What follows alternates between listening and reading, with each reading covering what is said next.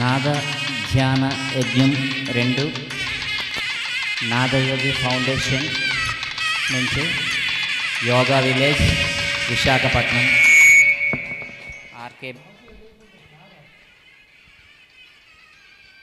RK బీచ్లో జరుగుతుంది. ముందుగా జ్యోతి ప్రజ్వలన కార్యక్రమంతో మనం ఈ యజ్ఞాన్ని ప్రారంభించుకుందాం. ముందుగా మన గురువు గారైన బ్రహ్మర్షి సుభాష్ పత్రిజీ గారికి ఆత్మ ప్రణామాలు తెలియజేసుకుంటూ గట్టిగా చప్పట్లతో కార్యక్రమాన్ని మొదలుపెట్టుకుందాం.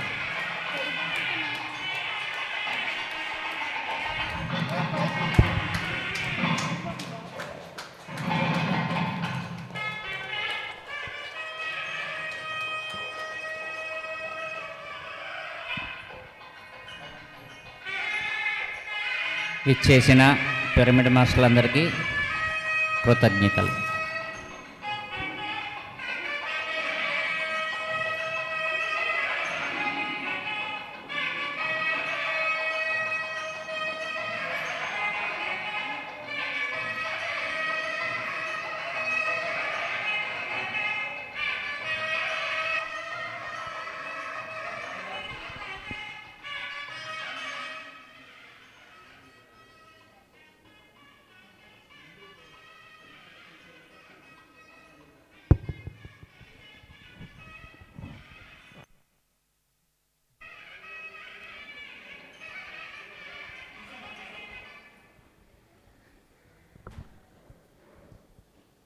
పిరమిడ్ మాస్టర్లందరికీ నా నమస్కారములు. ఇంతటి చక్కటి కార్యక్రమాన్ని జరుపుకోవడానికి మనకి ఇక్కడ అవకాశం కల్పించిన మన గురువుగారైన బ్రహ్మర్షి సుభాష్ పత్రిజీ గారికి మనమందరం ఒకసారి కరతాళ ధ్వనులతో కృతజ్ఞతలు తెలియచేసుకుందాము. Visakhapatnam pyramid spiritual society movement తరపున ఇక్కడ ఈ వేదికని ఏర్పాటు చేయడం జరిగింది. ఇక్కడ ప్రతి నెల 3వ ఆదివారం ఒక సెషన్ జరుగుతుంది, 1 డే సెషన్. ఇప్పటికీ ఇది 34వ వేదిక, 34వసారి జరుపుకుంటున్నామన్నమాట. ఇక్కడ కంటిన్యూస్గా ప్రతీ నెల ఒక 1 డే సెషన్ గ్రేట్ మాస్టర్స్ ఎంతోమంది అన్ని చోట్ల నుంచి, ఆంధ్రప్రదేశ్లో ఉన్న అన్ని చోట్ల నుంచి ఇక్కడికి వచ్చి ఒక 1 డే సెషన్ కండక్ట్ చేసుకుంటున్నాము ఎంతో అద్భుతంగా. ఈ వేదిక గవర్నమెంట్ ఇన్స్టిట్యూట్లో ఒక ప్రకృతి ఒడిలో మనకి ప్రసాదించిన ఆ ప్రకృతి మాతకు ఒకసారి గట్టిగా కరతాళ తెలియజేస్తున్నాం. సో ఓకే, ఇంకా ఈ వేదిక ఇప్పుడు నాదయోగి ఫౌండేషన్ అని మన చిరకాల మిత్రుడు గణేష్ గారు అందరికీ సుపరిచితం. ఆయన కోసం నేను మళ్ళీ కొత్తగా చెప్పడానికి ఏమీ లేదు. ఎప్పటి నుంచో మన సొసైటీలో ఎన్నో కార్యక్రమాల్లో పాల్గొని మనందరికీ నాదజ్ఞానంతో మనందరినీ ఒక 3 గంటల సేపు ఎక్కడ ఉన్నత అనేక లోకాల్లో విహరించేటట్టు చేసే వ్యక్తి. ఎన్నో టూర్స్ కూడా కండక్ట్ చేస్తుంటారు ఆయన. ఇప్పుడు కొత్తగా లాస్ట్ మంత్ నుంచి ఆయన నాదయోగి ఫౌండేషన్ పేరుతో ప్రతీ నెల ప్రతి గ్రామంలోని, ప్రతి ఊర్లోని, ప్రతి రాష్ట్రంలోని తను సంగీతనాదం ద్వారా ఇంకా ధ్యానాన్ని బాగా విస్తృతంగా ప్రచారం చేయాలని ఒక ఉద్దేశంతో ఆ కార్యక్రమాన్ని, ఆ ఫౌండేషన్ని స్థాపించడం జరిగింది. సో ఆ ఫౌండేషన్ స్థాపించిన తర్వాత 2వ జ్ఞాన యజ్ఞాన్ని మన విశాఖపట్నంలో చేద్దామని ఆయన అనుకున్న వెంటనే వాళ్ళ మిత్రులతో చెప్తే మనకి కన్సల్ట్ చేయడం జరిగింది. వెంటనే మనకి అంతటి అవకాశం మనకు కూడా జరిగినందుకు, ఈ విశ్వంలో మనం భాగమైనందుకు సో చాలా ఆనందంగా వెంటనే చేద్దాము. ఎప్పుడు 1 డే సెషన్స్ చేస్తున్నాం కదా, ఈసారి కంటిన్యూస్గా మ్యాక్సిమం ధ్యానం చేద్దాము ఈరోజు అంతా అని చెప్పేసి ఒక ఉద్దేశంతో ఈ జ్ఞాన యజ్ఞాన్ని మొదలు చేయడం జరిగింది. ప్రతిదానికి కూడా కార్యకారణ సంబంధం ఉంటుందన్నది మీకు అందరికీ తెలిసిన విషయమే. అందులో భాగంగానే ఇది జరుగుతుంది. చక్కగా ఈరోజంతా ధ్యానంలో నిమగ్నమై అట్లాగే గణేష్ గారి అనుభవ ధ్యానాన్ని కూడా తీసుకుందాం. సో ఇక్కడికి విచ్చేసిన మీరందరికీ కూడా నా కృతజ్ఞతలు తెలియజేసుకుంటున్నాను. Thank you, thank you, thank you. Ganesh గారిని అండ్ వాళ్ళ టీంని సాదరంగా ఆహ్వానిస్తున్నాము వేదిక మీదకి. Welcome sir. ఒక 2 చైర్లు ఇక్కడ అండి, 3 చైర్లు.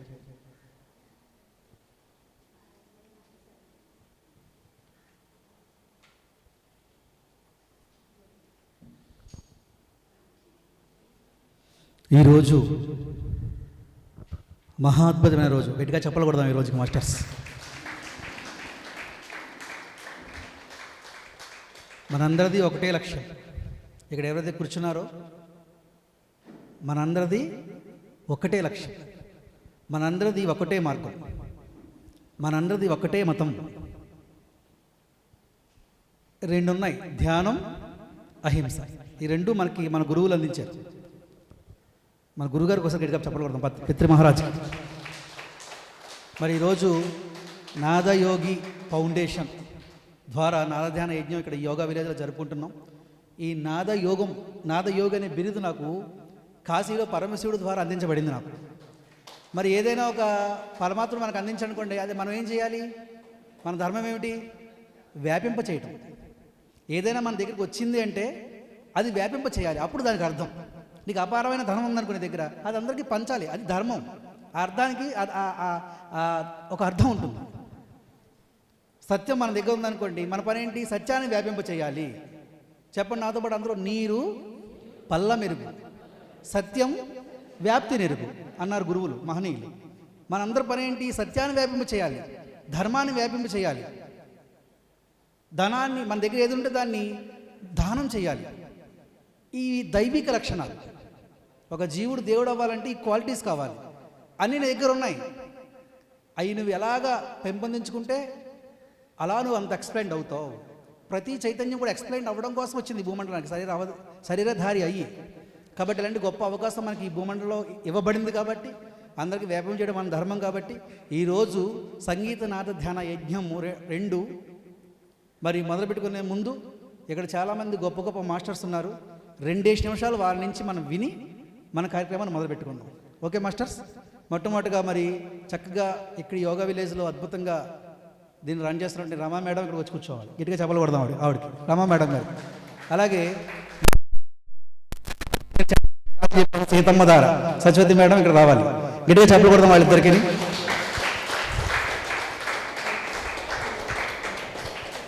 అలాగే మన నాదయోగి ఫౌండేషన్కి మరి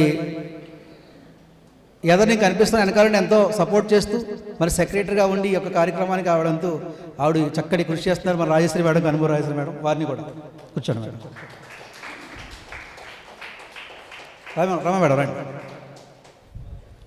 ఇంకా మనం మధ్యాహ్నం సెషన్లో అందరితో మాట్లాడించుకుందాం. ఒక 2 నిమిషాలు వీరిని విని, అలాగే మా మోహన్ గారు కూడా రండి రండి రండి. ఆ చైరీ నాన్న గట్టిగా చెప్పలు కొడదాం వీరికి, మోహన్ గారికి.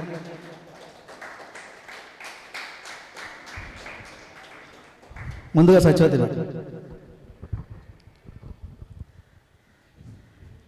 బ్రహ్మర్షి పితామహ పత్రిజీ దంపతులకి కోటి హృదయపూర్వక ప్రణామాలు. అలాగే వచ్చిన మీ అందరి ఆత్మబంధువులందరికీ కూడా హృదయపూర్వక నమస్కారాలు. మీ అందరికీ తెలుసు, నా పేరు సత్యవతి సీతమ్మధార, మా అవతార్ బాబాజీ పిరమిడ్ ధ్యాన కేంద్రం. ఈరోజు గణేష్ ఎప్పటి నుంచో తెలుసు మనందరికీ కూడా. నాకు కూడా ఒక ఫ్లూటు నేర్చుకుందామని నేను దగ్గర ఒకసారి మొదలుపెట్టి మా ఇంటికి పిలిచా. 2 రోజులు నేర్చుకునేసరికి నా పని అయిపోయింది, అసలు రావడం పెట్టింది. 500 ఎట్టి పిరమిడ్ ఫ్లూట్ బత్త నా దగ్గర రోజు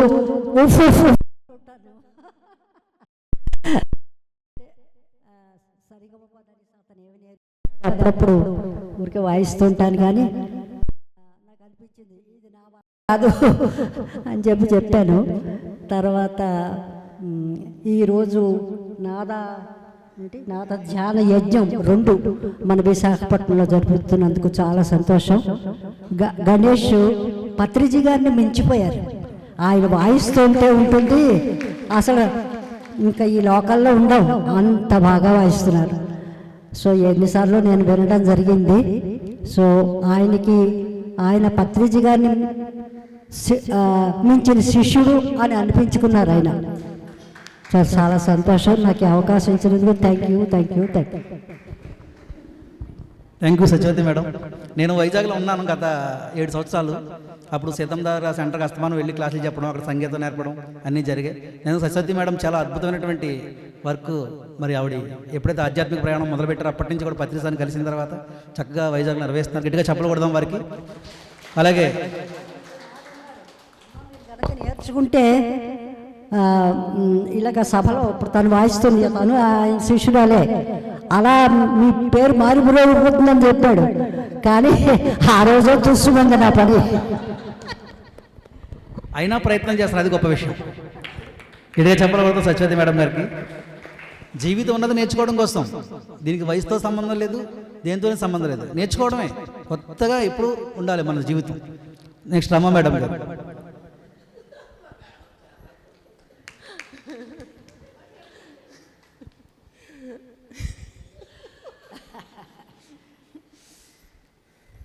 ముందుగా మా అమ్మకి మా నాన్నకి ఆత్మపూర్వకంగా కృతజ్ఞతలు తెలియజేసుకుంటున్నాను. తర్వాత నాకు ఈ ధ్యానం అందించిన మా పక్కింటి అమ్మాయికి, బ్రహ్మర్షి పత్రి సార్కి నా ఆత్మపూర్వకంగా కృతజ్ఞతలు తెలియజేసుకుంటున్నాను. నేను 2008లో ధ్యానానికి వచ్చాను. అప్పటి నుంచి నా ప్రయాణం అసలు నాకు ఈ ధ్యానానికి రావడానికి నాలో ఒక తపన ఉండేది. ఏదో చెయ్యాలి, నాకు ఏది తెలియదు, ఒక భక్తి యోగం కానీ ఏమీ తెలియదు, ఏదో చెయ్యాలి అని లోపల నుంచి తపన వచ్చేది. ఆ తపన ఏది చెయ్యాలో తెలియదు. మా వారితోటి అడిగితే ఏం చేస్తాం మనం, యోగాలు అవన్నీ చేయలేం కదా అనేవారు. అలాంటప్పుడు మా పక్కింటి అమ్మాయి ద్వారా నాకు ఈ ధ్యానం అనేది అందింది. ఫస్ట్ టైం నేను ధ్యానంలో కూర్చునేటప్పుడే నా ఇన్నర్గా ఏదైతే తపన ఉండిందో అది పోయి ఏదో తెలియని ఆనందం అనేది నా లోపల నుంచి వచ్చింది. అప్పటి నుంచి నా తుది శ్వాస వరకు ఈ ధ్యానమే నా లైఫ్ అన్నది నాకు ఆ రోజే తెలుసుకున్నాను. ఈ ధ్యాన ప్రయాణం అలా జరుగుతూ ఉంది. ముఖ్యంగా ఈ మనము చెప్తుంటాము ఏకత్వం కావాలి, ఏకత్వం కావాలి, అందరం ఒకటే అన్నది. కానీ అది మనం ఎంత పాటిస్తున్నాము అన్నది ఈ యోగా విలేజ్ స్టార్ట్ అయిన దగ్గర నుంచి అంతా కూడా అలాగే జరుగుతూ ఉంది. ఇది అసలు స్టార్ట్ అవ్వడానికి చిన్న రీజన్ చెప్తాను. సీత మహాశయుడు చెప్తాడు. నేను 2012లో నాకు అండమాన్ సార్ పరిచయం అయ్యారు. మా రాజీ పరిచయం చేసింది నేను అండమాన్ వెళ్ళినప్పుడు. అప్పటి నుంచి సార్ ప్రతి సంవత్సరం వైజాగ్ వస్తున్నారు, క్లాసులు చెప్తున్నారు. మా ఇంట్లో సెంటర్ ఉంది, కానీ ఎప్పుడు నాకు ఆలోచన రాలేదు. ఇప్పుడు ఒక మోహన కానీ, ఒక సంతోష్ కానీ, ఒక శేఖర్ కానీ, ఒక రమేష్ గారు కానీ వీళ్ళు రెడీ అయిన తర్వాత అప్పుడు నాలో ఒక ఆలోచన వచ్చింది, ఆ మాస్టర్స్ నా ద్వారా. అయితే ఆ రోజు మే నెలలో వచ్చినప్పుడు మోహనాకే చెప్పాను, నాన్న మన ఇంట్లో జరిగితే ఒక 20-30 మందికి అంతుంది, సార్ సంవత్సరానికి ఒకసారి వస్తున్నారు కదా, బయట ఎక్కడైనా పెడదామంటే వీళ్ళంతా అప్పటికే రెడీ అయి ఉన్నారు ఈ ప్రోగ్రామ్కి. అప్పుడు మోహన ఇది స్టార్ట్ చేయడం అలాగా. అంటే సేతుమహాశయుడు చెప్తాడు, మనమేమీ లేదు, మనదేమీ లేదు, మీరందరూ రెడీ అయి ఉన్నారు, ఇక్కడ ఈ జ్ఞాన యజ్ఞం జరగాలి, దానికి ఈ నలుగురిని కూడా రెడీ అయి ఉన్నారు, అప్పుడు ఇది జరగడం జరిగింది. అంటే మనల్ని వాళ్ళు ఉపయోగించుకున్నందుకు మనమే నేచర్కి కృతజ్ఞతగా ఉండాలి. తర్వాత ఇప్పుడు గణేష్ గారు కూడా రాజీ ద్వారా నాకు పరిచయం. చాలా గ్రేట్ మాస్టర్ గణేష్ గారు కూడా. చాలా మ్యూజిక్ వాయిస్తూ, ఆ ఫ్లూట్ వాయిస్తూ మోహన చెప్పినట్టు ధ్యానానికి చాలా అద్భుతంగా తీసుకుని వెళ్తూ ఉంటారు. ఇది అనుకోకుండా జరిగింది. మేము ఈ మాది ఈ నెల రావడము, గణేష్ గారిది ఇది ఎలా అడగడం, ఇది ఏకత్వానికి నిదర్శనము అని అనుకుంటున్నాను నేను. ఇదే ఒక పునాది అనుకుంటున్నాను నేను. అంటే నేను ఒకరోజు హైదరాబాద్లోని కట్టాలకి వెళ్ళినప్పుడు ఒక మేడము నన్ను అడిగారు, ఇలా 10 రోజులు వైజాగ్లో చేద్దాము అని. నేను అన్నాను, 10 రోజులు కాదు మేడం, ఒక్కరోజు విశాఖపట్నం అంతా కలిపి 3 గంటలు ధ్యానం చేద్దాము, ఎక్కడైనా కానీ 1 డే వర్క్షాప్ పెట్టుకొని అందరము కలిపి చేద్దాము, ఎనర్జీ బాగా ఫామ్ అవుతుంది, ఏకత్వం వస్తుంది అని. దానికి నిదర్శనంగా ఇది వచ్చిందేమో అనిపిస్తుంది. అనుకోకుండా ఇది ఏకత్వమే అని నేను అనుకుంటున్నాను. ఇలాగా ముందుకెళ్ళాలి. అందరూ కూడా ఒక ఏకత్వ భాగంతో చక్కగా ముందుకి ధ్యానం చేసుకుంటూ మనల్ని మనం ఉద్ధరించుకుంటూ ముందుకెళ్ళాలి అని చెప్పేసి భావిస్తున్నాను. Thank you Rama madam. గట్టిగా చెప్పకూడదు మేడం గారికి. చక్కగా వారు తెలుసుకున్నది అందరికీ తెలియజేయడం, ఇదే జీవిత పరమార్థానికి సోపానం. మన దగ్గర ఏది ఉందో అది ప్రపంచానికి పంచాలి, ఏ తాటు లేకుండా త్రికరణ శుద్ధిగా. అలా చేస్తారా మన రమా మేడం? గట్టిగా చెప్పలు కొట్టుకుంటూ రాజశ్రీ గారు. ఇక్కడ విచ్చేసిన దివ్యాత్మ స్వరూపులందరికీ నా హృదయపూర్వక నమస్కారాలు తెలియజేసుకుంటున్నాను. అలాగే నాకు జన్మనిచ్చిన తల్లి, నాకు ధ్యానం నేర్పించింది కూడా మా అమ్మగారే. ఆమెకి వేల వేల కృతజ్ఞతలు తెలియజేసుకుంటున్నాను.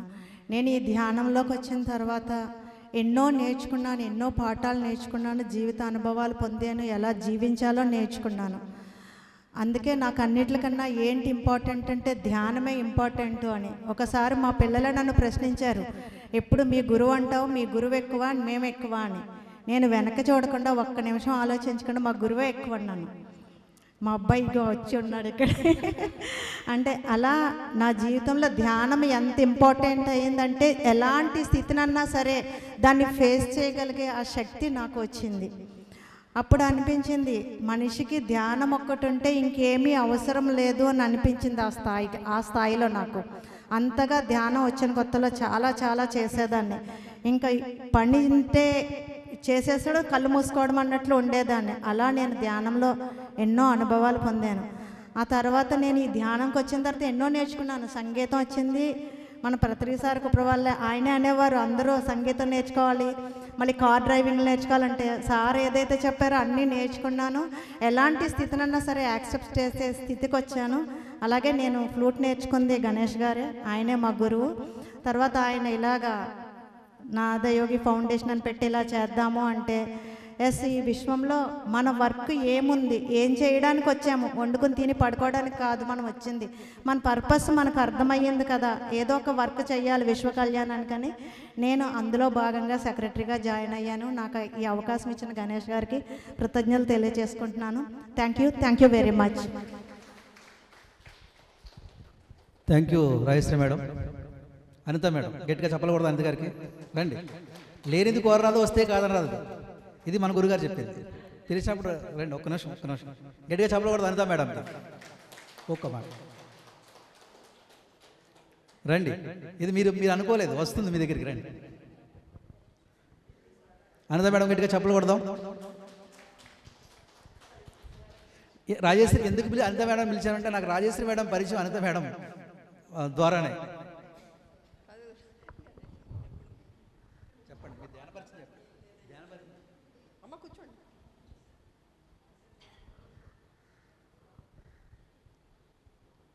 దివ్యాత్మ స్వరూపులకి నా నమస్కారములు.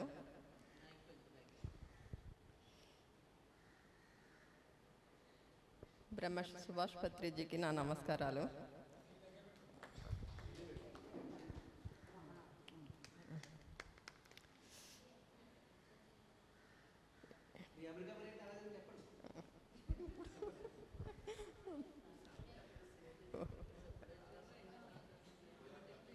చాలా చాలా ఆనందం అండి నాకు అంతాను. దీంట్లోకి వచ్చిన తర్వాత ఎంత ఆనందంగా ఉన్నానంటే అది వర్ణించలేను. ఓకే, ఇంకోసారి మాట్లాడ. చాలా ఆనందాన్ని ఇచ్చింది ధ్యానం. గట్టిగా చెప్పకూడదాం అనిత గారికి. ఓకే డియర్ మాస్టర్స్, ఈరోజు అంశం ఏంటి? టైటిల్ ఏంటిది? నాద ధ్యాన యజ్ఞం. నాదము ధ్యానము యజ్ఞము, ఇది మన టైటిల్ ఈరోజు. నాదము అని దేన్ని అంటారంటే మృదు మధురమైన శబ్దాన్ని నాదం అంటారు. ఏమంటారండి? మృదు మధురమైన శబ్దాన్ని నాదం అంటారు. తర్వాత ఈరోజు మనం యోగా విలేజ్లో ఉన్నాం. యోగా విలేజ్లో మనం యోగం కోసం మాట్లాడుకుంటున్నాం. ఎంత గొప్ప విషయం చూడండి. యోగం అంటే ఏమిటి? మనస్సు లేని స్థితి. పతంజలి మహర్షి చెప్పాడు యోగం అంటే మనసు లేని స్థితి యోగం అంటే. ఆ మనసు లేని స్థితిని అందించేది యోగం. యోగం మీన్స్ ధ్యానం. రకరకాల పేర్లు ఉన్నాయి. ఒక మనిషి పారమార్థిక దశకు చేరడానికి కావాల్సినటువంటి ఎన్నో టెక్నిక్స్ ఉన్నాయి ఈ భూమండలంలో. ఎంతోమంది ఋషపుంగవులు, యోగులు, మహనీయుల ద్వారా వారి జీవితాలు త్యజిస్తే మనకు అది దొరికింది. ఎంతో సాధన చేస్తే, ఎంతో శోధన చేస్తే, ఎంతో గ్రహిస్తే, ఎంతో రీసెర్చ్ చేస్తే, ఎంతోమంది మహనీయులు ఆ వచ్చిన ఒక మహా అద్భుతమే యోగము. ఈ ధ్యానము అనే అంశాన్ని మొట్టమొదటిగా మనకు అందించింది ఈ సృష్టిలో ఎవరో తెలుసా మీ అందరికీ? చెప్పండి, ఎవరమ్మా? గట్టిగా చెప్పకూడదు. ఆది యోగి పరమశివుడు. అక్కడి నుంచి వచ్చింది ఇది యుగాలుగా ఉంది. మరి ఈరోజు నాదము అంటే గొప్ప చక్కటి శబ్దం. ఈ శబ్దము ఈ సృష్టి అంతా కూడా ఆవహించి ఉంది. శబ్దం లేని ప్లేస్ లేదు, శబ్దం లేని ప్రదేశం ఉండదు. మీరు గమనించుకోండి బాగా. ఆది యందు శబ్దం ఉండను, శబ్దం నుండి ఈ సృష్టి యొక్క ఆవిర్భావం జరిగిందన్నారు. అవునా కదా? ఈ శబ్దానికన్నా ముందు ఏముంది తెలుసా మీకు? చదువుకున్నారు మీరు అందరూ. శబ్దానికన్నా ముందు ఏముంది? శూన్యం. ఇప్పుడు ఈ శబ్దం ఏదైతే మనం అనుకుంటున్నామో ఈ శబ్దం నిశ్శబ్దం అయితే ఉండదేమిటి? శూన్యం. మన అందరూ అల్టిమేట్ ఏంటి? ఇవాళ మనం ధ్యానం చేస్తున్నా, ఆధ్యాత్మిక రీసెర్చ్ చేస్తున్నా, ప్రతి జీవుడు ఎక్కడికి వెళ్ళాలి? శూన్యం. ఇది అల్టిమేట్ దశ, శూన్యం. పరమశివుడు ఎప్పుడు ఎక్కడ ఉంటాడు? శూన్యంలో ఉంటాడు. సమాధి అంటారు, సమాధి స్టేట్, తురియా స్టేట్. సమాధి స్టేట్ని శూన్యం అంటారు. ఆ శూన్యంలో ఉంటాడు కాబట్టి పరమశివుడు సమాధిలో ఉంటాడు అంటారు. సమాధుల్లో ఉండడు పరమశివుడు, సమాధానం దొరికే స్థితిలో ఉంటాడు పరమశివుడు. సమాధి శూన్యాన్ని సూచిస్తుంది. సమాధి దేన్ని సూచిస్తుంది? శూన్యం. అక్కడ ఏమి ఉండదు అక్కడ. అలాగే ఆ శూన్యానికి ఈ శబ్దం తీసుకెళ్తుంది, నాదం. అందుకోసమే పత్రిజీ ధ్యానానికి సంగీతాన్ని జోడించారు. ఒక బ్రహ్మర్షి, ఒక మహనీయుడు, ఒక విశ్వ గురువు ఏదైనా ఒక పని తలపెట్టి అది ఇచ్చారు అంటే దాని వెనకాల ఎంతో నిగూఢమైన అర్థం ఉంటుంది. మనం తెలియక మనం ఏదో మాట్లాడుతూ ఉంటాం. మనం చూసే దృష్టి కొంచెం దృష్టి, సూక్ష్మ దృష్టి, స్థూల దృష్టి. మనకు సూక్ష్మ దృష్టి తెలియదు. ఆ వెనకాతల చూస్తే ఆ దృష్టి మనకు లేదు కాబట్టి ఈరోజు మనంతా దేన్ని సరిగ్గా అర్థం చేసుకోలేకపోతున్నాం. కాబట్టి ఆ నాదం అనేది ఈ సృష్టి అంతా ఉంది. ఇప్పుడు మీరు కళ్ళు మూసుకోండి. కళ్ళు మూసుకుంటే మీరు ఆకాశాన్ని ఒక్కసారి గమనించండి. మీరు అందరూ ఆకాశాలు ఏమొస్తాయి? ఆకాశానికి శబ్దాలు వస్తాయి లేదా? ఆకాశానికి శబ్దాలు వస్తాయి లేదా? కళ్ళు మూసుకొని ఒక నదిని మీరు ఫీల్ అవ్వండి. నది నుంచి ఏమొస్తాయి? శబ్దం వస్తుందా లేదా? ఒక సాగరం దగ్గరికి వెళ్తే ఏమొస్తుంది? శబ్దం ఉందా లేదా?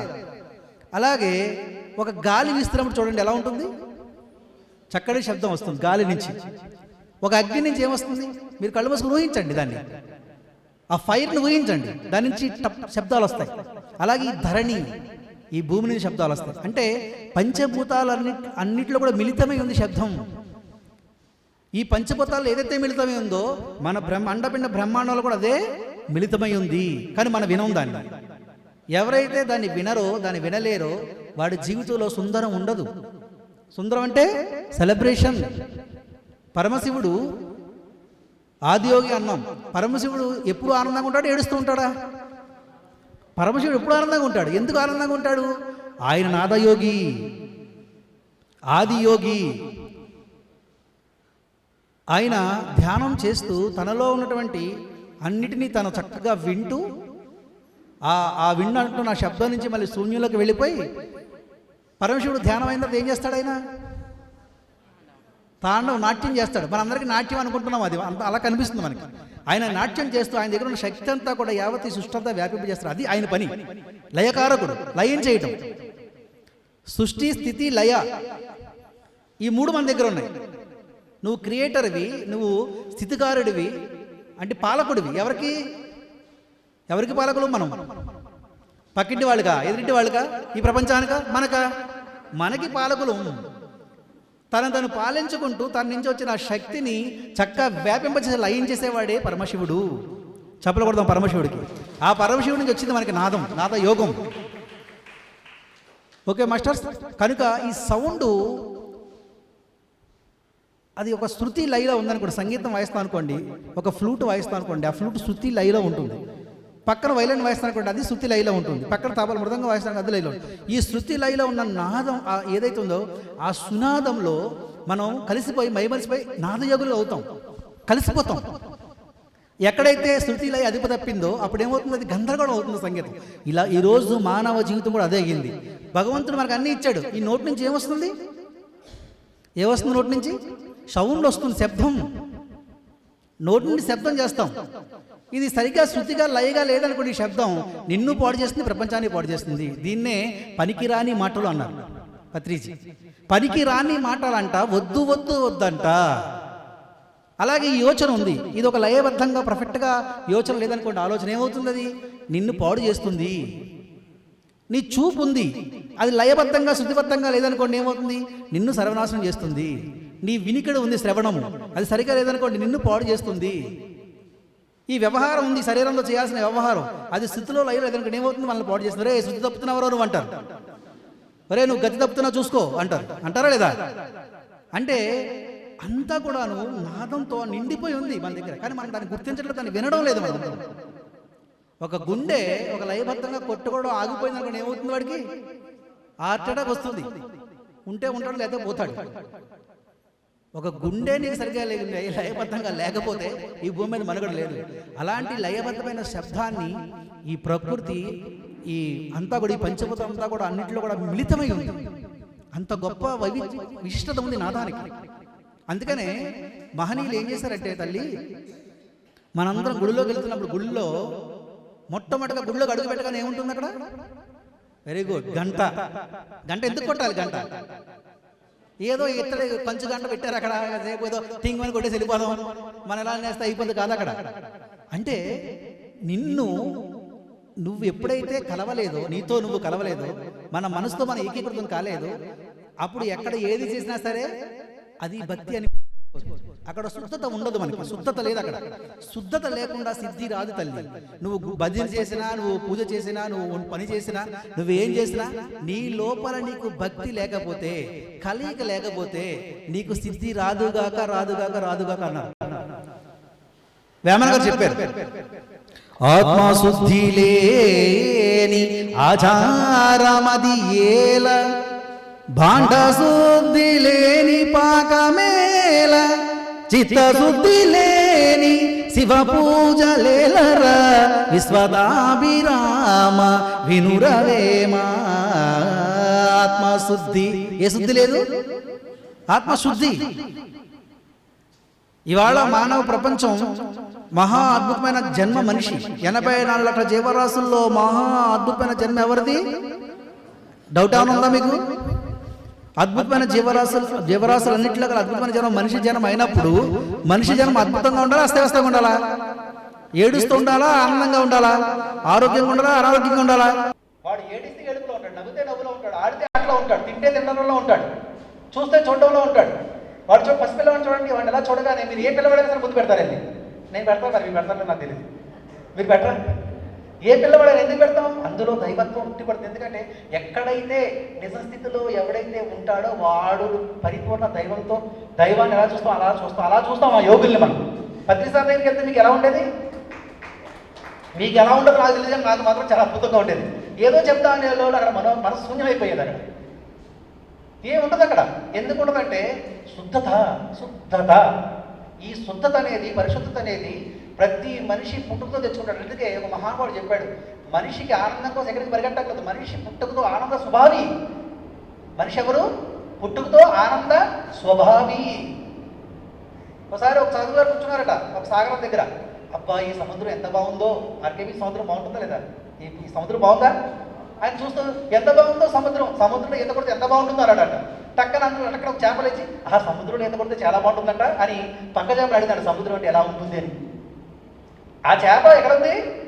ఆ చేప ఇంకో చేపలు అడిగిందంట, సముద్రం అంటే ఎలా ఉంటుంది, ఆయన ఎవరో చెప్పారు చాలా బాగుంటుందంట ఈత కొడితే, మనం కూడా వెళదాం సముద్రంలో కానీ. ఆ చేప ఇంకో చేపలు అడిగిందంట, అవన్నీ ఎక్కడున్నాయి? సముద్రంలో ఉన్నాయి, కానీ సముద్రంలో ఉన్నాయని స్పృహ కోల్పోయి నువ్వు దేవుడు అయి ఉన్నావు, కానీ దేవుడు అనే విషయం నువ్వు మరిచిపోయావు. నువ్వు శుద్ధత్వం ఉన్నావు, నీ శుద్ధత్వాన్ని కోల్పోయావు. యోగం ఏం చేస్తుందంటే నీ శుద్ధత్వాన్ని తిరిగి నీకు అందిస్తుంది. అందుకోసమే చెప్పాడు పద్ధతిని, యోగ నిర్విష మనః అనేది. మనసు అన్నింటినీ లాగుతుంది. ఒక పిల్లవాడు మనసు లేని స్థితిలో ఉంటాడు, వాడు మనసు ఆపరేట్ అవుతుంది వాడికి. ఒక పిల్లవాడు ఎందుకంత ఆనందంగా ఉంటాడు, ఒక పెద్దవాడు ఎందుకంత అస్తవ్యస్తంగా ఉన్నాడు. ఇప్పుడు చిన్నప్పుడు బాగా ఆనందం ఉందనుకోండి, పెద్ద ఆనందం పెరగాల చిన్నప్పుడు ఒక 100% ఆనందం ఉంటే పెద్ద ఆనందం 150, 200, 300 అలా పెరగాల తరగాల. కానీ చూస్తే ఓ పిల్లవాడు రోజుకి 400 నుంచి 500 సార్లు నవ్వుతుంటే ఒక ఎదిగిన పిల్లవాడు 5 ఏళ్ళ పిల్లవాడు 10 సార్లు నవ్వుతూ 50 ఏళ్ళ పిల్లవాడు 10 నుంచి 15 సార్లు నవ్వుతున్నాడంట. 300 సార్లు నవ్వే నవ్వులు ఏమైపోయినాయి? ఆ పోసి నవ్వులు, ఆనందాలు, ఆ హాయి, ఆ శాంతి, ఆ భయం ఎక్కడ పోయింది? వాడు గోడకు చిప్పరగా వెళ్తాడు, ఆడుకుంటాడు, పడిపోతాడంటే స్పృహ భయం ఉంటుంది వాడికి. మనం క్రియేట్ చేస్తాం, ఎవరే పడిపోతావు అంటాం, మనం క్రియేట్ చేస్తాం. వాడికి ఏముంటుంది వాడికి? నాన్న నువ్వు పడిపోతావు అంటాం, నువ్వు పడిపోతావు అనకూడదు, వాడు పడకుండా నువ్వు చేయాలి. కానీ మనం ఏం చేస్తాం? చిన్నప్పటి నుంచి భయాన్ని ఫిట్ చేస్తాం. ఇవాళ మానవ ప్రపంచం అస్తవ్యస్తం అవడానికి కారణం ఏంటో తెలుస్తా? ఫస్ట్ మొట్టమొదటిగా పాటు చేసిన తల్లిదండ్రుల నుంచి మొదలవుతుంది మనకు భయం. మనకి ఏం నూరిపోసారు? మన హృదయాల్లో, మన మనసుల్లో అంటే భయాన్ని నూరిపోసారు. పనికిరాని మాటల్ని ఫీడ్ చేశారు. ఒక 5 ఏళ్ళలో ఉన్న పిల్లవాడు వాడు తీసుకోలేడు, మంచి నుండి రాదు వాడికి. అంటే సమాచార కేంద్రం అంటారు, మనసు ఏమంటారంటే సమాచార కేంద్రం అంటారు. సమాచారాన్ని సేకరించగలటువంటి ఆ కెపాసిటీ కాదు వాడికి 5 ఏళ్ళలో ఉన్న పిల్లలు. నన్ను అడిగాడు ఒకడు, నువ్వు ధ్యానం చేస్తున్నావు కదా, నీకు ఏమొచ్చిందంటే నన్ను నేను పొందానని చెప్పాను.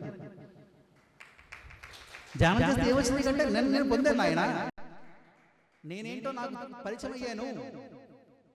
ఇవాళ ప్రతి మనిషి తనేంటో తను తెలియదు, తన అడ్రస్ తెలియదు వాడికి. Who are you? ఎవరు మీరు? నో మీరు చూసారు ఆత్మని? పరిచయం ఉందా? ఎందుకు మాట్లాడారు ఆత్మని? తెలియదని మాట్లాడతాం మనం. ఇదే అది అజ్ఞానం. విని మాట్లాడడం కాదు. నువ్వు పొందేవా? Who are you? మన దగ్గర లేదు అడ్రస్. నన్ను అడిగాడు ఒకడు, నువ్వు ఎవరు అని. నేను పలానా నువ్వు ఎవరు వాళ్ళు కావట్లేదు. Who are you? నీ పేరు చెప్పాను. అన్నాడు, వాట్ ఈజ్ యువర్ నేమ్ అంటే చెప్పు నీ పేరు అన్నాడు. నీ పేరు కాదు నేను అడిగాడు, నువ్వెవరు? మనందరూ చూసుకోండి, మన వయసు ఎంత? అన్ని సంవత్సరాల క్రితం, ఒక 2 సంవత్సరాల క్రితం మనం ఎక్కడ ఉన్నాం? కొన్ని సంవత్సరాల తర్వాత మళ్ళీ పోతాం. ఎక్కడ పోతాం? ఇది అడ్రస్ లేదు మన దగ్గర. ఈ అడ్రస్నే కనుక్కోమన్నాడు రమణ మహర్షి. ఏమంటే ఏంటి? మన మీద మనకు నియంత్రణ కావాలి. మన మీద మనకు నియంత్రణ లేదు. మన ఇంద్రియాలు మన చెప్పు చేతలో లేవు. ఇవాళ అష్టాంగాలు ఉన్నాయి మన శరీరంలో. 2 కాళ్ళు, 2 చేతులు, ఒక మొండెము, ఒక తలకాయ, ఒక మనసు, ఒక ముద్ది, 8 అంగాలు. ఈ 8 అంగాలు ఏకీకృతం అయ్యి లేవు మనకి. సపరేట్గా వెళ్తూ ఉన్నాయి. బుద్ధి ఒక పక్క వెళ్తుంది, మనసు ఒక పక్క వెళ్తుంది. అయితే ఈ అష్టాంగాలులో అతి దారుణంగా మనల్ని మనం పూర్తిగా మర్చిపోవడానికి చేసేది ఏంటంటే ఒక మైండ్, మనసు. ఆయన ఏం చెప్పారు? ఫస్ట్ యమం అన్నాడు, అంటే నియంత్రించుకోవాలి. నువ్వు నియంత్రణ కావాలి. ఎప్పుడు సత్యం మాట్లాడాలి. నీ ఇంద్రియాలకు లోబడకూడదు. అహింసలో ఉండాలి. ఎప్పుడు పక్కవాడి దగ్గర నుంచి లాక్కోకూడదు. అసూయ అనేది ఉండకూడదు అని ఆయన చెప్పాడు నియమము, యమము అనే కాన్సెప్ట్లో. కానీ ఇక్కడ పత్రిజీ ఏం చేశారంటే, మహానుభావు ఒకసారి చక్కగా గ్రహించండి. పత్రి సార్ ఏం చేశారంటే, దీన్ని ఈ పతంజలి అష్టాంగ మార్గాల్లో యమనియమాలు తీసుకెళ్ళి వెనకాతలు పెట్టారు, ముందు పెట్టలేదు. ఎందుకో తెలుసా అండి? మందు ఎవడికిస్తాడు? వైద్యుడు. రోగిగా ఆరోగ్యవంతుడిగా. మందు ఎవరికి ఇవ్వాలి?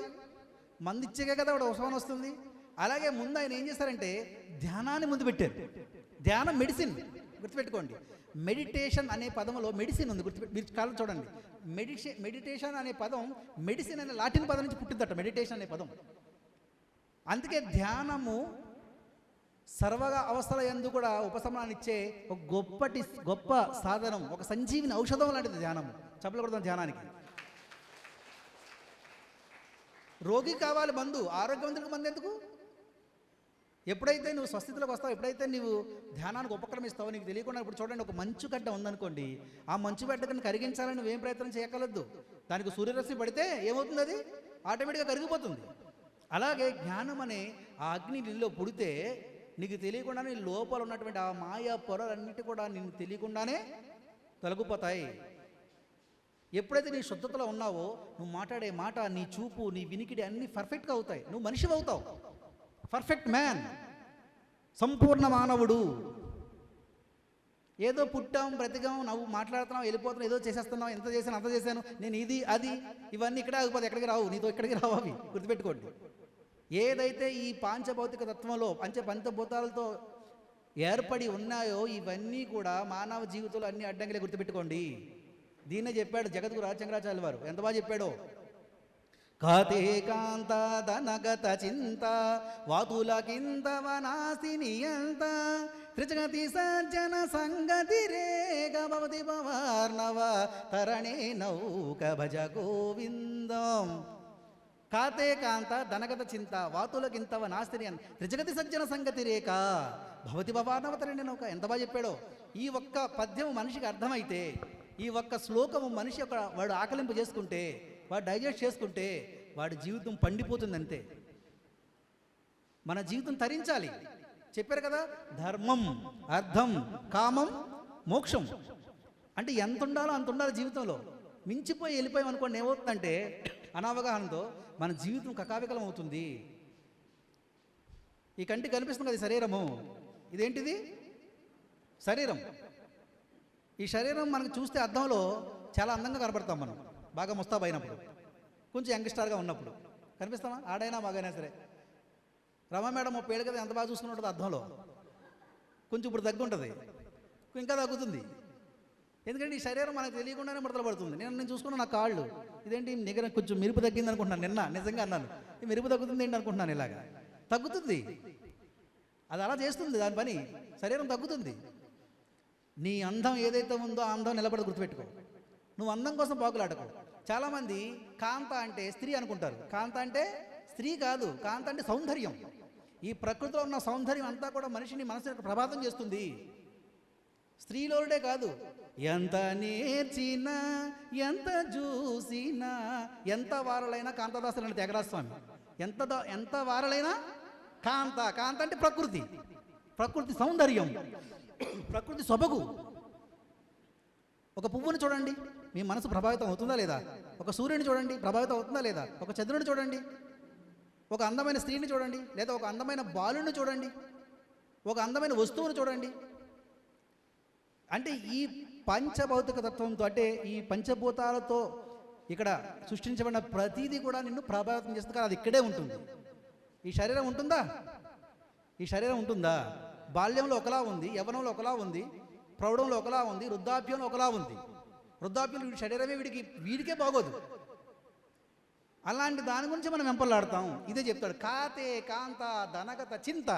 ఇవన్నీ ఉన్నప్పుడు బాగుంటాయి ఆయన. ఇది గతించిన తర్వాత నీకు వచ్చేది ఏమిటి? చింత. చింత అంటే దుఃఖం. ఇవాళ మానవ ప్రపంచం ఎందుకు దుఃఖంలో ఉందంటే విపరీతమైన మోహానికి లోనయ్యాడు మనిషి. ఎందుకంటే దీన్ని చెప్పాడు గౌతమ బుద్ధుడు. దీని అందరికీ ఒకటే కారణం అంటే అవిద్య. విద్య లేదు. ఏ విద్య లేదు వాడికి? ఏ విద్య కావాలో ఆ విద్య లేదు. అన్ని విద్యలు ఉన్నాయి. కూటి కోసం కోటి విద్యలు ఉన్నాయి. కానీ ఆత్మ వికాసం కూడా ఒకటే విద్య ఉంది. ఆ విద్య పేరు ఆత్మ విద్య, స్పిరిచువల్ సైన్స్. సశాస్త్రీయమైన జీవనం లేదు. నోరు ఉంది, ఏం మాట్లాడో తెలియదు. పిచ్చి వాడు అవుతాం ఉదయం లేచిన దగ్గర, నాతో సహా. నేను ఇంకా గొప్పవాడిని కాదు, గుర్తుపెట్టుకోండి. చెప్తున్నాను అంతే. నేను ప్రాక్టీస్ చేస్తున్నాను. ఉదయం లేచిన దగ్గర నుంచి పిచ్చి పిచ్చి వాగుడు వాగడమే మనం.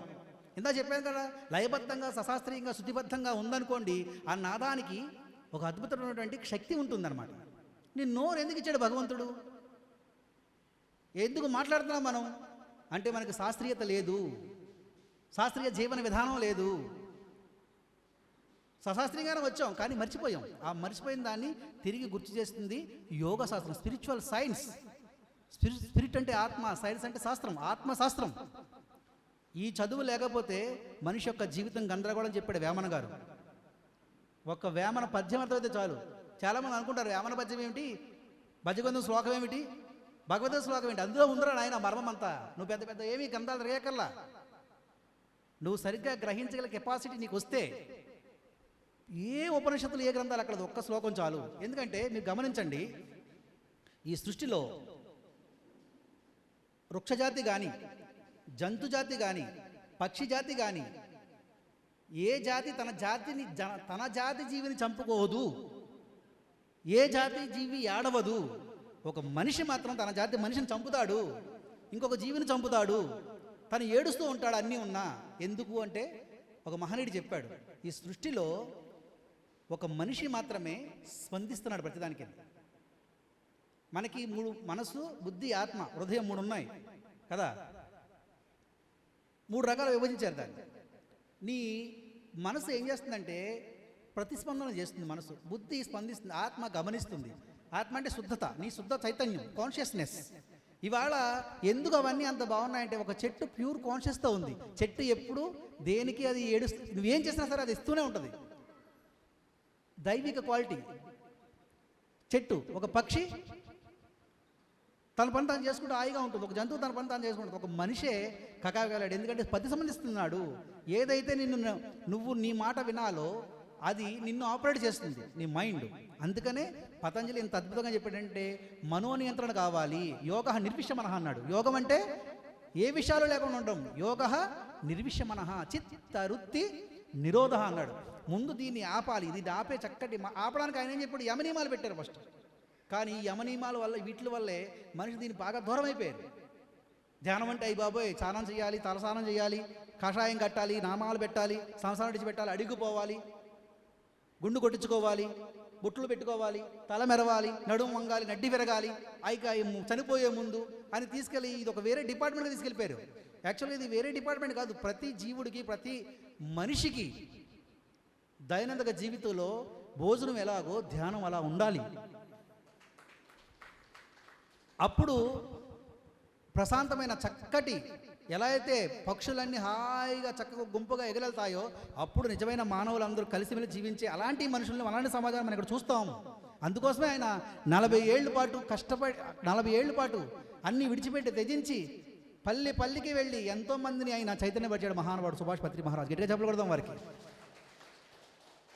వస్తారు మహనీయులు, కానీ మనం దాన్ని గమనించే శక్తి మన దగ్గర లేదు. యదా యదా హి ధర్మస్య గ్లాదిర్భవతి భారత అభ్యుధర్మ ధర్మస్య తదాత్మానం సుజామ్యహం అని. కాబట్టి మాస్టర్స్ గ్రహించుకోవాలి, గ్రహింపు కావాలి.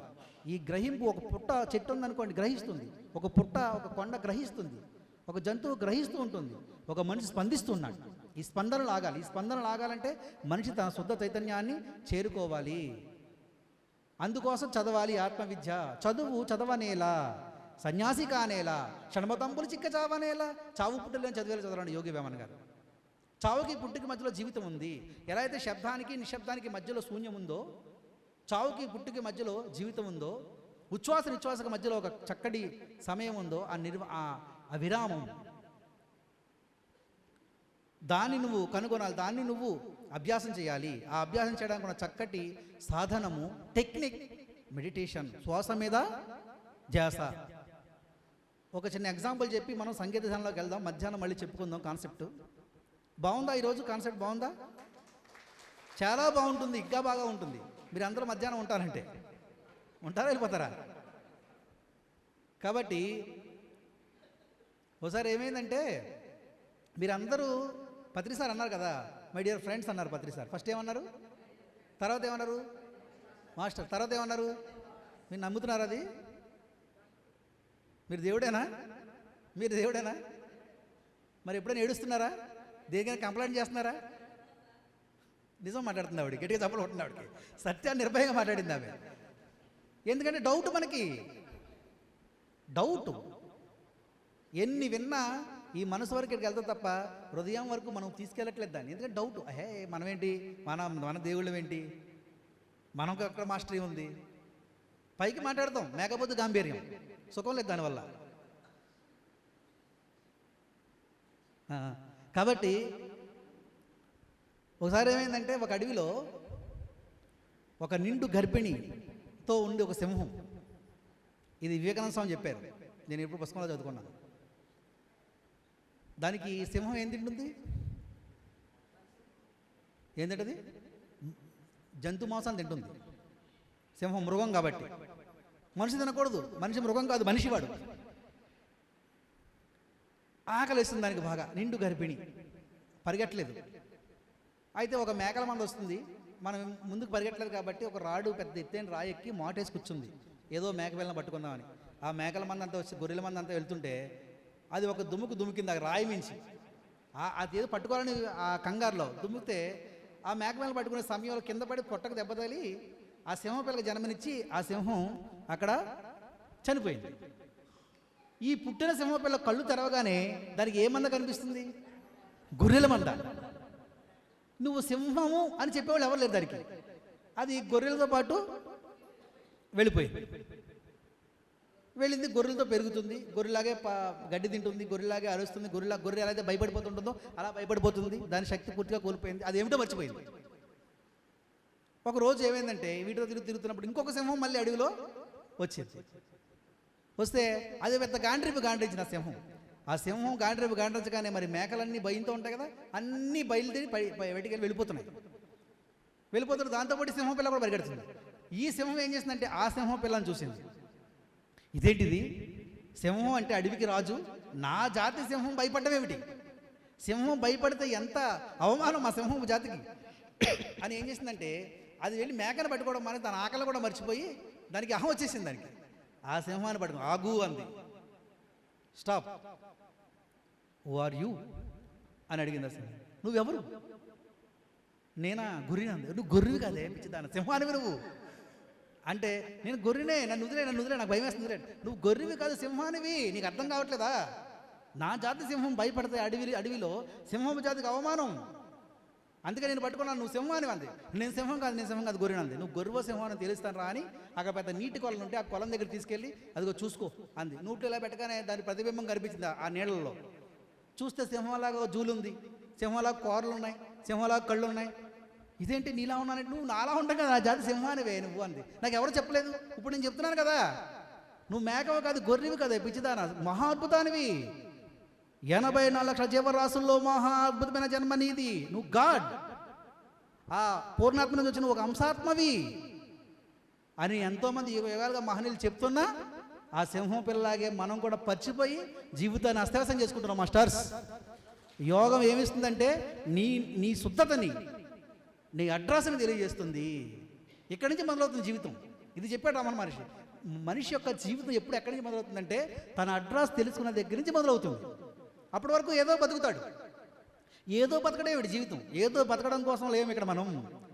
సశాస్త్రీయంగా అవగాహనతో మన మాట మధురం, మన చూపు మధురం, మన వినికిడి మధురం, మన యోచన మధురం, మన చేష్ట మధురం, మధురంగా సుమధురముగా మృదు మధురంగా జీవించడం కోసం వచ్చాం మనం. అంతేగాని ఏడుస్తూ పక్కవాడిని బాధ పెడుతూ పక్కవాడిని హేళన చేస్తూ జీవితాన్ని అస్తవ్యస్తం చేసుకోవడం కాదు మై డియర్ ఫ్రెండ్స్. మహా అద్భుతం జీవితం. మనిషిగా పుట్టడం గొప్ప వరం.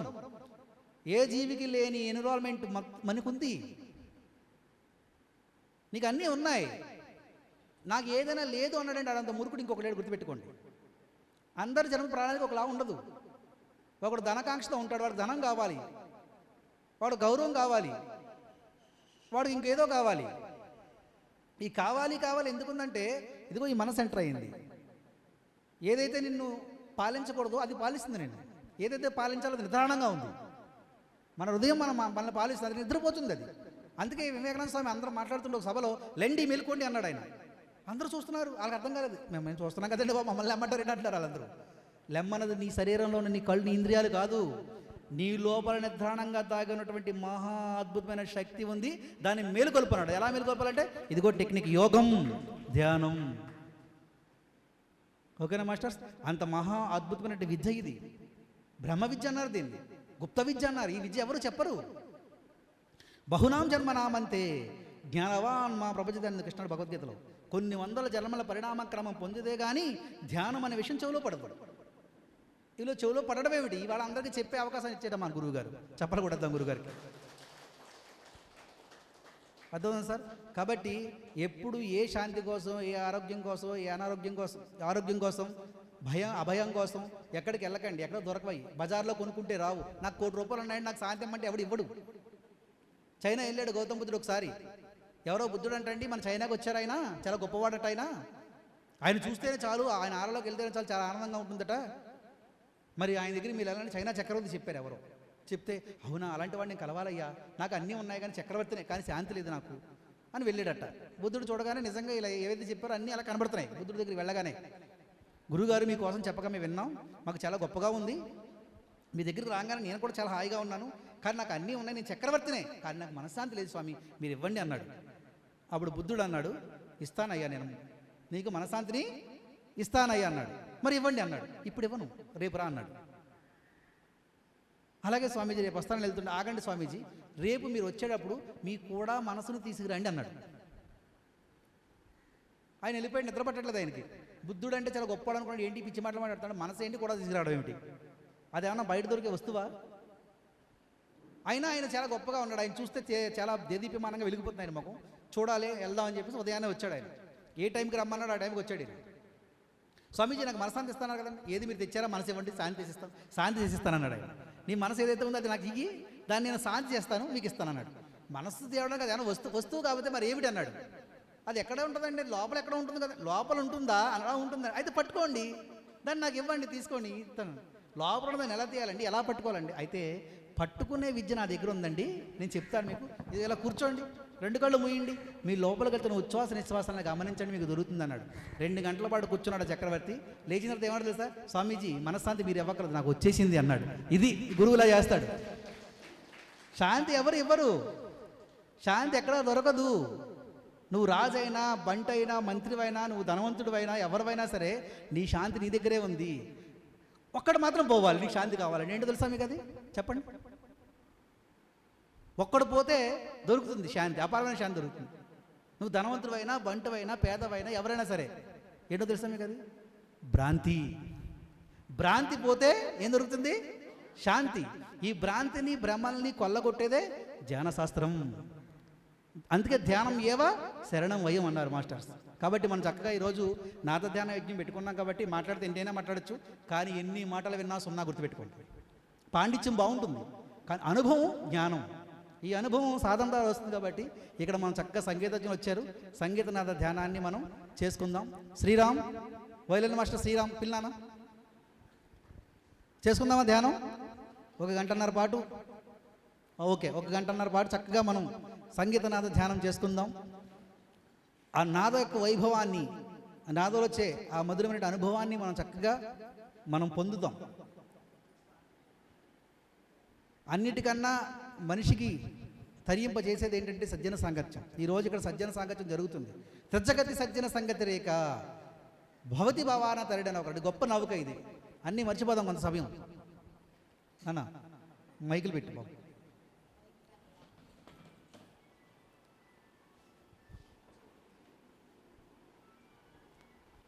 బ్యాగ్ ఇచ్చింది.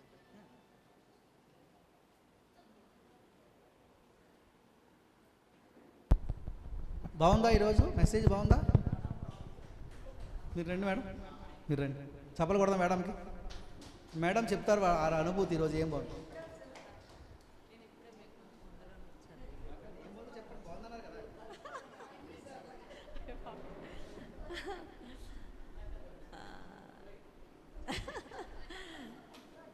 నా పేరు లక్ష్మి అండి.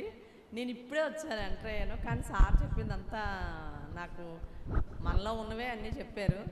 నేను కూడా ఒప్పుకున్నాను, మనం ఏడుస్తున్నాం కదా దేనికైనా అంటే. ఆయన కొంచెం బాధ వచ్చినా ఏడుస్తుంటాం కంపల్సరీగానా, అది ఎంత అనుకున్నా మర్చిపోలేకపోతున్నాం.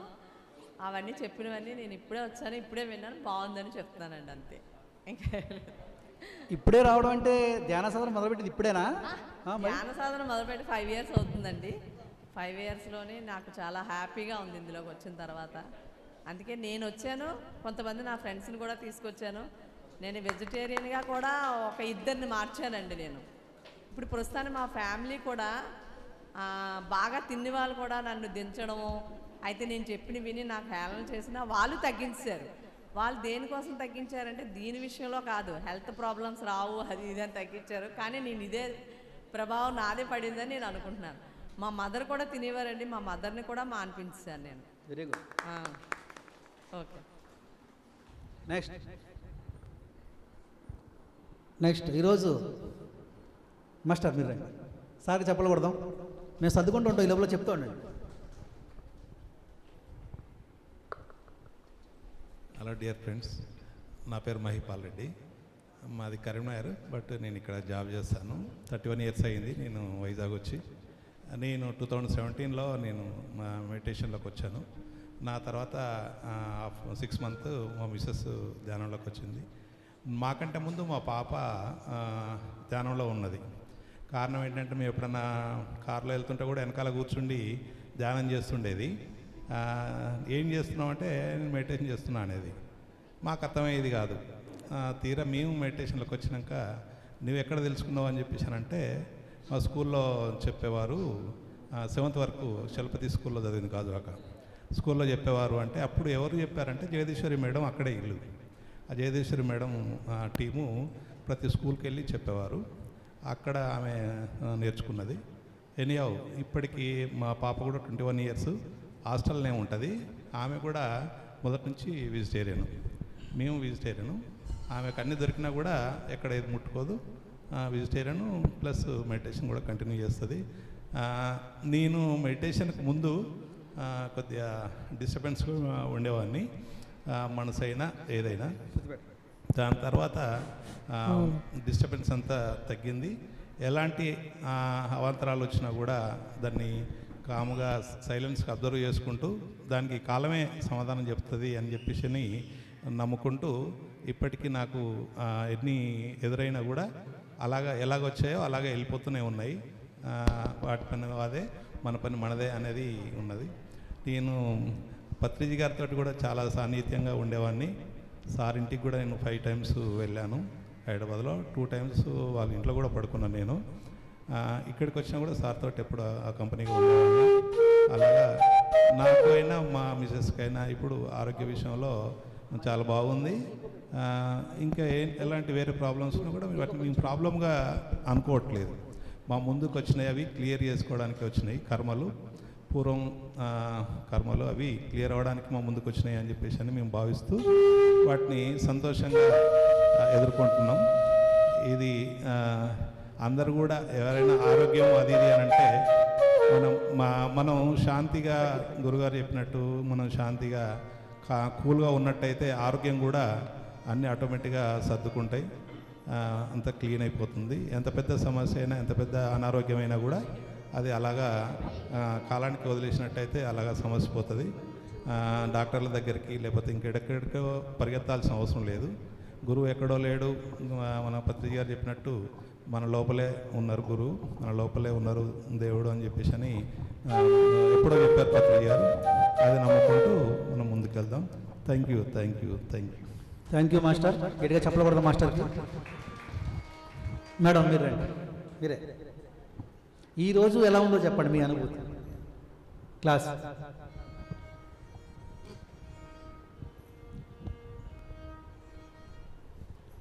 నా పేరు తనుశ్రీ అండి. 2 ఇయర్స్ అయింది మెడిటేషన్లోకి వచ్చి. చాలా బాగుందండి. ఈరోజు సార్ చెప్పిన క్లాస్ కూడా చాలా బాగా అర్థమైంది. మనలోకి మనం ప్రయాణించాలి అనేది చాలా బాగా అర్థమైందండి. ముందు సార్ చెప్పినట్టు చాలా ప్రాబ్లమ్స్ వస్తాయి, వాటిని అధిగమించాలంటే మనం ధ్యానంలోనే మనకు సమాధానాలు దొరుకుతాయండి. ఇది ఖచ్చితం. మనకు సమస్య వచ్చినప్పుడు ధ్యానంలో కూర్చుంటే ఖచ్చితంగా ఆన్సర్ వస్తుందండి. ఇది నేను అనుభవపూర్వకంగా చెప్తున్నాను. కాకపోతే మనం ప్రతిరోజు ధ్యానం చేయాలి. ఏ రోజుకి ఆ రోజు మనల్ని మనం రీఛార్జ్ చేసుకోవాలి ఖచ్చితంగా. కాని పక్షంలో మళ్ళీ మనం ఈ ప్రాపంచికంలో పడిపోవడం అనేది జరుగుతుంది. ఆధ్యాత్మికంగా ముందుకు వెళ్ళాలంటే తప్పకుండా ప్రతిరోజు ధ్యానం చేయాలి. ఈరోజు సార్ చెప్పిన పాయింట్ నాకు బాగా నచ్చిందండి.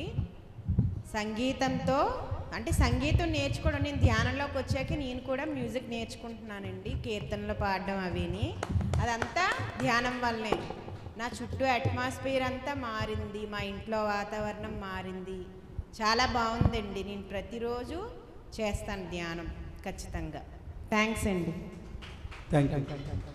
గట్టిగా చెప్పకూడదాం మాస్టర్స్. మరి హాయిగా చక్కటి శ్రవణం జరిగింది. మరి మనం ధ్యానానికి ఉపక్రమిద్దాం. ధ్యానం చేసే ముందు 2 నిమిషాలు మా తూర్పుగోదావరి జిల్లా నుంచి ఋషి అని ఒక గొప్ప మాస్టర్ వచ్చాడు.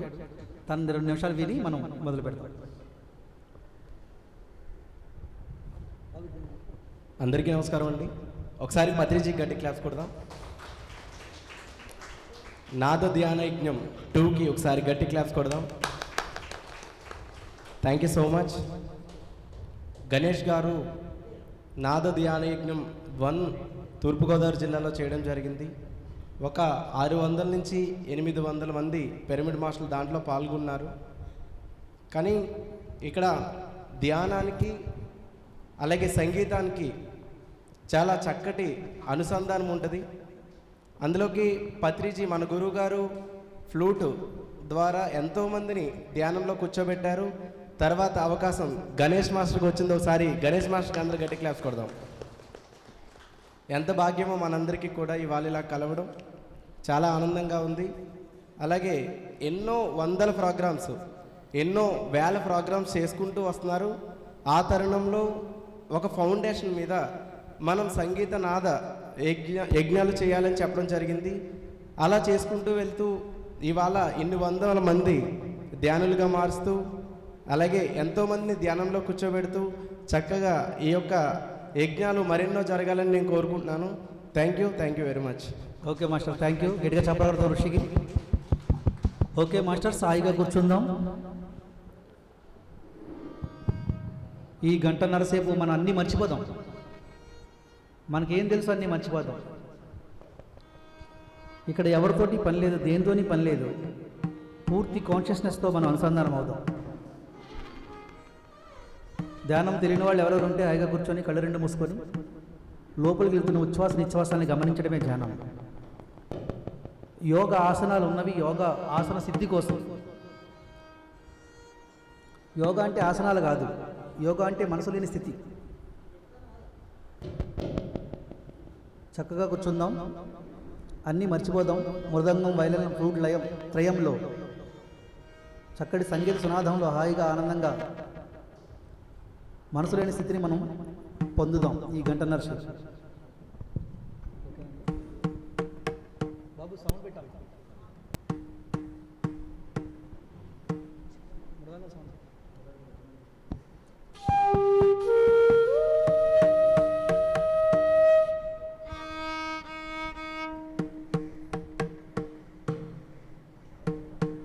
సౌండ్ కొంచెం ఎఫెక్ట్ పెట్టడానికి.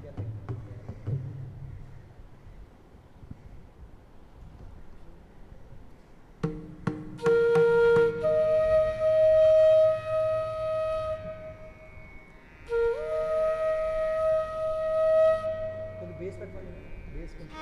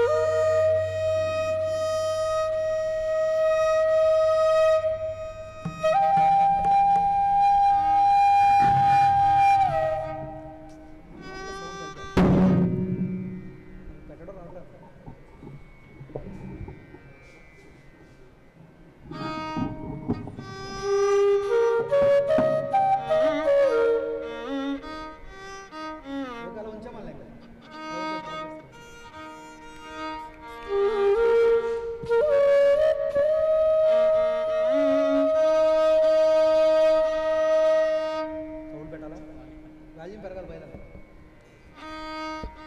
వైలన్ గెయిన్ పెట్టమని, గెయిన్ వైలన్ సౌండ్ రావట్లేదు. సౌండ్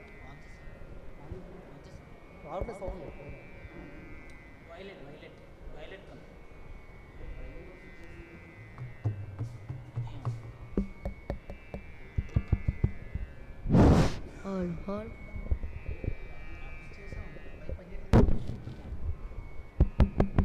సౌండ్ పెట్టండి.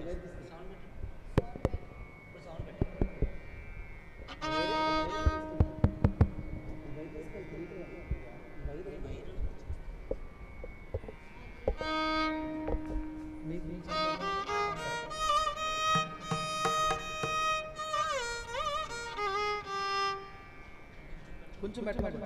వైలెట్ ఇప్పుడు వస్తుంది.